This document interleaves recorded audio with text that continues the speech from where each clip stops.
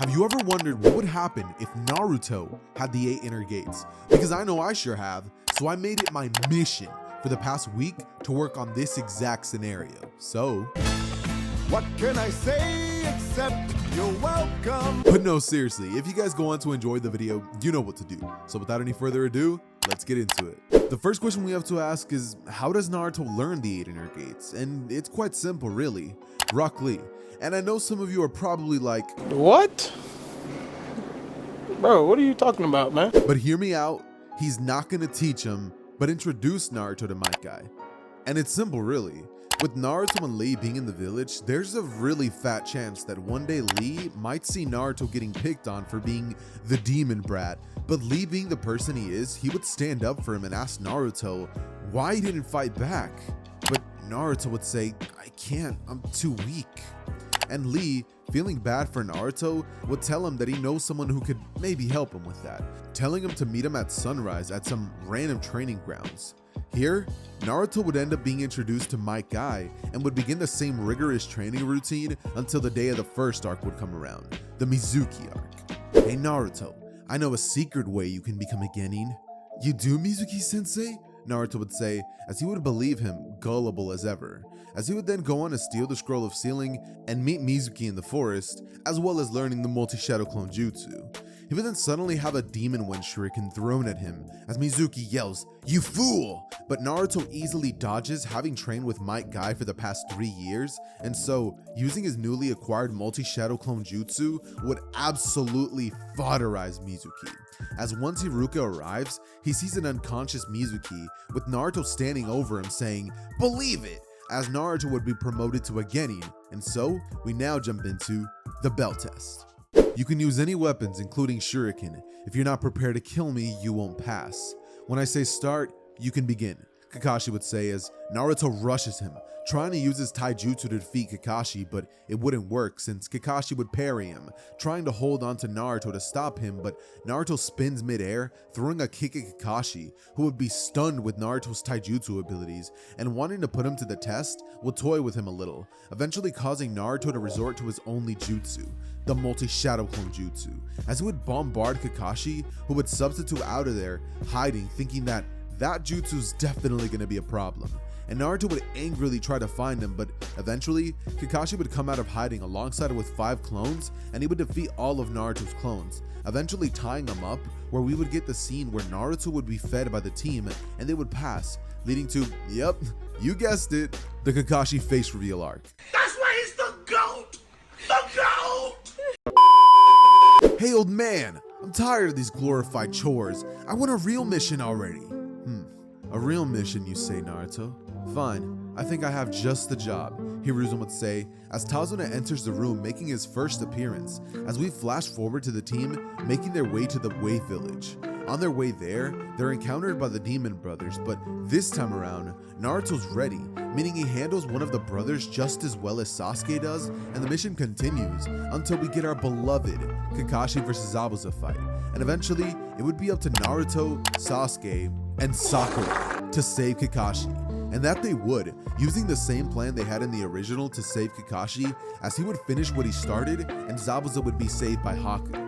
After this, we would find ourselves in the point of view of Naruto, as he and Sasuke would train to learn tree walking, with events like Naruto meeting Haku going down just like in canon, until the great Naruto bridge battle would happen. And just like in the original, Naruto arrives a bit late, but once there, he would try to help Sasuke out with Haku, but unfortunately, being inside the Ice Crystal Mirror Jutsu, there's nothing he could do. Is what I would say if Naruto didn't have access to the 8 inner gates. Naruto immediately, remembering his training with Might Guy, would tap into the 3rd gate and would explode with power as he rushes Haku, taking him out quickly with 20 consecutive blows, knocking him to the ground as simultaneously Zabuza was about to be Chidori'd, but that's when Haku would jump in the way, and we get the scene where Zabuza absolutely tears through Gato and his men. After this, Naruto would be confronted by Sasuke, who would ask him where he learned to use power like that, but he says, "Oh, I've had it for a while, but I was told I should only use it as a last resort." And Sasuke, hearing this, realizes he hasn't been stronger than Naruto for a while now. All those times he beat him, Naruto was holding back, and this really strikes a nerve in Sasuke. But eventually, the team heads back to the village in preparation for the Chunin exams. Naruto, I must know, who is that? Lee would say, pointing at Sakura as Naruto would whisper in his ear something funny about her as well as her name, with Lee asking her out while completely ignoring Sasuke. He'd be rejected, of course, but right after this, Lee would turn to Sasuke, challenging him to a fight as Sasuke smirks agreeing, but Naruto would try to stop him, telling him he's not normal. But Sasuke, looking at Lee, underestimates him, and once Lee says this is going to be an only taijutsu battle, Sasuke basically put a nail in his coffin, swiftly being taken out as my guy would make his first official appearance, and we get a scene with Naruto, Lee, and Guy having a moment, as eventually both teams would move on to the exams, and for my sanity's sake, we're skipping over to the Forest of Death section, specifically when Orochimaru attacks the team. As soon as Orochimaru arrives, he immediately rushes Sasuke, but would be kicked away by Naruto, who jumps in to save him at the last second, yelling at him to get his head in the game, as they both would engage Orochimaru in a battle where ultimately they lose badly. That is, until Naruto taps into the third gate, rushing at Orochimaru, who would keep up with Naruto, who would be absolutely stunned that he could keep up with him at this pace, as he would be thinking that Orochimaru really is powerful. But as Naruto's thinking this, Orochimaru would whip out some sort of strange jutsu, knocking Naruto out, as he then gives Sasuke the curse mark and would retreat, as Sakura, like in canon, would take care of Naruto and Sasuke. And because events don't actually change aside from small moments that don't impact the story, we're gonna cover the 1v1 battles. Hajime, the proctor would say, as Kiba would rush at Naruto, who would, using his taijutsu, fight off Kiba. And since Naruto was superior in every physical stat, he'd be able to quickly take him out, moving on to the next battles, and they all go exactly the same. That is, until we get the battle between Rock Lee versus Gaara. And as Naruto watches Lee fight, he just can't watch what's happening, so he would end up jumping in the way of the attack, and using a Leaf Hurricane would actually block the sand attack that Lee was about to get hit with, meaning Lee wouldn't get his arm and leg broken, and Naruto would actually be eliminated from the Chunin exams for interference. But Naruto wouldn't care, he'd do it 100 times over if it means saving his best friend. So after this, Naruto would leave, and eventually we would get the 1 month break of training, which Naruto still uses even if he doesn't have a match to train for. Naruto still would end up training with Guy, where he discovers that the reason he hasn't tapped into further gates is because he has a mental block. He seems to think he's always going to be second fiddle to Lee, but Guy says that he has a real big suspicion that he's going to end up being greater than the both of them in no time if he just breaks past those mental barriers. And so he encourages Naruto to train with the fire of youth. So Naruto would train like never before, until eventually Jiraiya would introduce himself to Naruto and would train Naruto after he trains with Guy. So Naruto gets double the training and learns the summoning jutsu, chakra control, as well as a bit of control over the Nine Tails power. And since he's not facing Neji this time around, Naruto would watch the battles as eventually Sasuke would face Gaara, and once that happens, well, let's just say all hell breaks loose. And it would be in this moment that Naruto, just like in the original, would face Gaara in the forest, immediately tapping into the 5th gate of limit, as he would take Gaara out before he even had the chance to transform into Shukaku, and even would give him a good old Talk no Jutsu, making Gaara change his ways, as eventually we jump into the search for Tsunade arc. After the events of the Konoha Crush arc, we now jump into Naruto's point of view, as he would be practicing the Rasengan when suddenly he would get a knock at the door and answer it, only to be greeted by Itachi and Kisame, as Naruto immediately upon seeing them would jump back, as he would immediately get on guard knowing this is Sasuke's brother and one of the legendary swordsmen of the mist. He immediately would tap into the 3rd gate, as he then rushes Itachi but would be sent flying into the hallway into some rubble by Kisame, as he would then get back up and open the 5th gate, as he knows he can't take them lightly for a moment, and would rush back in at Kisame, who would block him with his sword and shoot a water jutsu at Naruto, as Naruto would dodge it and try his absolute best to hold his own until Jiraiya would arrive. But as this is all happening, Sasuke would arrive and rush Itachi with the Chidori, as bro gets humbled badly. You're still too weak. You don't have enough hate. And you know something? You never will. Right as this happens, Jiraiya would arrive on cue and immediately change the dynamic of this fight. From here, events sorta line up perfectly to the original stories, so to avoid wasting time, let's just jump into Naruto versus Tsunade. And I can see the battle picking off with Naruto rushing Tsunade and trying to land a leaf hurricane on her, who barely dodges out of the way, with Naruto realizing she's rusty and drunk. So if there was ever a time to beat her, it's now. So he rushes in, trying to land a cake, but she would punch the floor and Naruto would lose his balance, so she rushes him, going to try to flick him, but he would easily dodge this as he would create space and tell her he underestimated her big time. So he would smile and say, she's strong, but he's fast, as he taps into the first gate and rushes back in, as he would go in for a punch but never landed, stopping just short, as she would look at Naruto in amazement, turning to Jiraiya, asking him where in the world he found this kid. As Jiraiya laughs, and they would then talk about her deal with Orochimaru and a plan to ambush him the next day. And that's exactly what would go down, as Tsunade, knowing that Naruto could handle Kabuto, Tsunade immediately would be on the offensive against Orochimaru alongside Jiraiya, as Naruto would fight against Kabuto, who uses chakra scalpels, and Naruto, not being dumb, would end up using a bunch of shadow clones as they would rush Kabuto as a distraction, and Naruto would create a couple of more who use Rasengans and try to rush in at Kabuto, with one eventually landing and taking him out. As he would land the Rasengan, Orochimaru would also begin losing, and so both of them would end up retreating as the group would head back to the village. And now we can get into the Sasuke retrieval mission. You happy now, Sasuke? Naruto would say, as he just finished beating Sasuke using the gates, just like Sasuke wanted, because Sasuke wanted to try to beat Naruto but ended up getting obliterated, feeding into his insecurities. And so, when the Sound 4 would tempt him to go with Orochimaru, he would go just like in the original, as the Genin squad we get in the original would be formed, and they make their way to Sasuke, trying to bring him back to the village, where this time around, they actually end up having Lee on the team as well, so the squad would be a little more prepared, but eventually the battles would go just like they do in canon, until the battle between Naruto versus Kimimaro, where this time around, as Naruto and Lee are rushing trying to catch up to Sasuke, Kimimaro would get in their way trying to stop them, as Lee would turn to Naruto and tell him, "I'll handle it, Naruto, you go after Sasuke, he is your teammate after all," with a big ol' grin, as Naruto chases after Sasuke, and Lee would battle Kimimaro, using his gates this time around to hold him off until he ends up dying.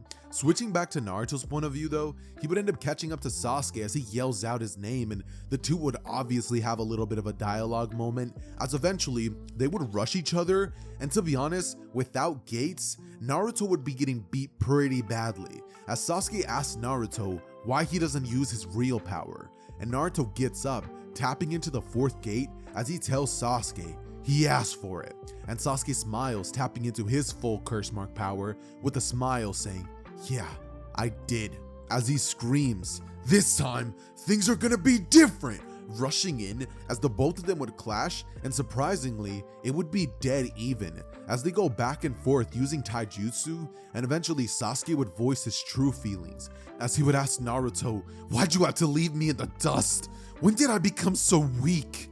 And Naruto stares at him, as Sasuke slams his hand in the ground looking at Naruto, who's looking down at him with his guard down, as Sasuke would quickly charge a Chidori and pierce Naruto's chest, as Naruto would collapse on the ground, and the power of the Nine Tails would begin to seep in as Sasuke walks away, and Two Tails would end up enveloping Naruto as he would rush at Sasuke, and Sasuke would feel real fear for the first time, as Naruto would land multiple bone-crushing blows on Sasuke in a moment of rage, nearly killing him with his newfound 8 gates and 9 tails chakra power.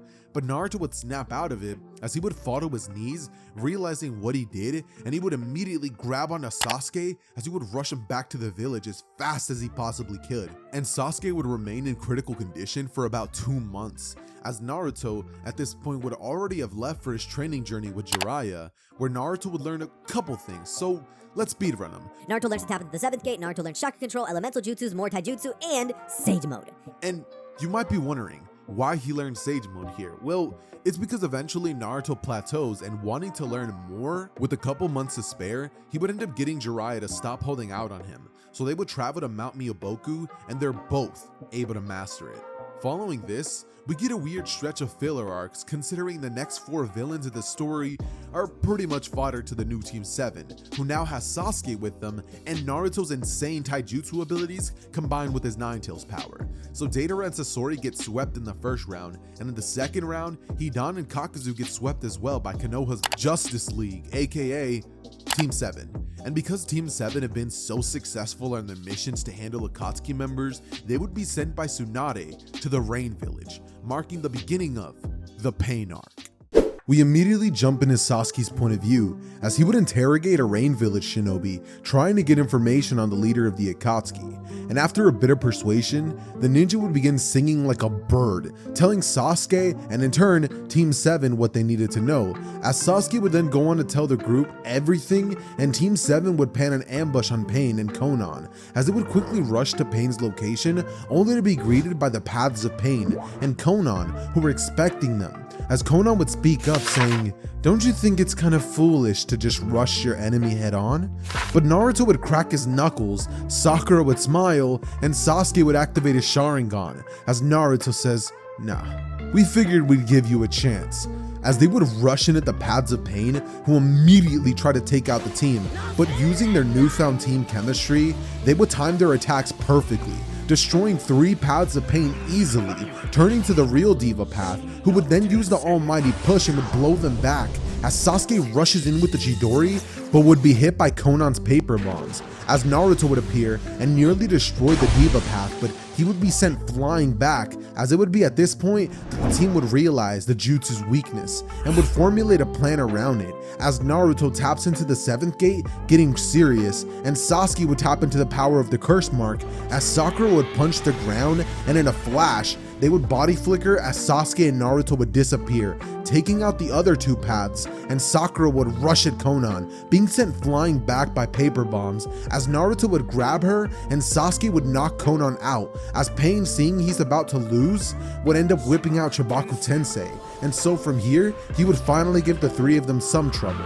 That is, until Sasuke, using his big brain, counters the jutsu by telling the team to shoot their strongest attacks at the core, and they break out, as Naruto and Sasuke, just like they would when they would fight Momoshiki, would tag team Pain, fodderizing him, as they would then rush the real Pain, as Naruto would be able to talk no jutsu him and would get the info on the real leader of the Akatsuki, as well as Itachi's whereabouts, as this would then lead us into the next arc, which is the Uchiha Brothers arc.